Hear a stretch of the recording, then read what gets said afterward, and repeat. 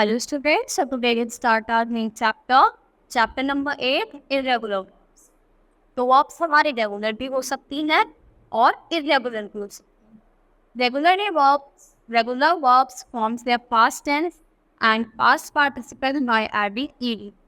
तो क्या होती है, जो बेस फॉर्म होगी यानी जो वर्ब होगी वो फर्स्ट फॉर्म, उसका हम जब पास्ट और पास्ट पार्टिसिपल बनाते हैं तो उसके एंड में ed जोड़ देते हैं.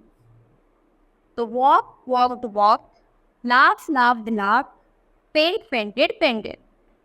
Irregular verbs form their past.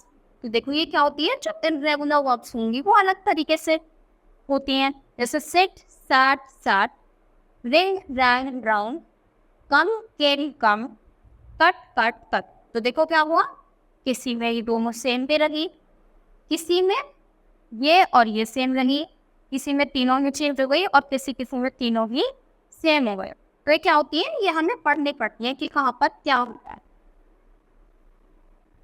We distinguish three types of irregular verbs.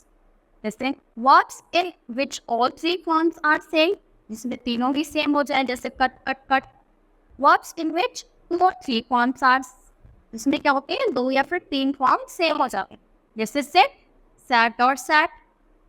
Verbs in which all three forms are different, जिसमें तीनों भी different होना है, जैसे कि ring, rang. और we know a list of irregular verbs divided into three types mentioned above.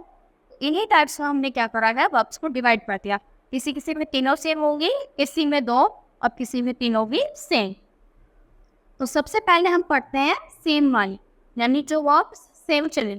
तो bet, burst, cost, cut, hit, hurt, let, hook, weed, set, shut, split, spread और beat. तो ये सारी ही ऐसी वर्ब्स हैं जो तीनों में ही क्या रहेंगी, सेम रहेंगी. टाइप 2, जिसमें क्या रहती है, दो फॉर्म सेम रहेंगी. become, तो इसमें कौन कौन से सेम होंगे, और ये went, इसमें तीनों ही सेम हो गई. bleed, bled, breed, bread, bring, brought, build, burn या फिर bunt भी हो सकता है. buy, bought, catch, caught, come, creep, crap, deal, dealt, dig, dug, और drained या फिर dreamt. feed, fed, feel, fed, fight, pow, find, pow, get, got, hang, hung, have, had, fed, hear, heard, hold, felt, keep, kept, lead, led, led,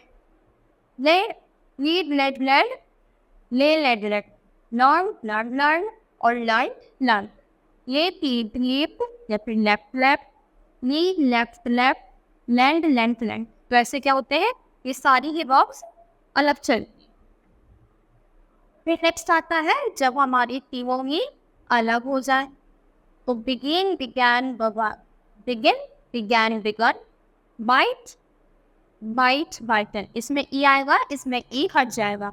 blow, blew, blown, break, broken, choose, chosen, go, did, done, draw, brought, drink, drunk, drive, driven, eat, eaten, fall, fallen, fly, flew, flown, forfeit, forbidden, forget, forgotten, forgive, forgave, forgiven, freeze, frozen, give, given, go, went, gone.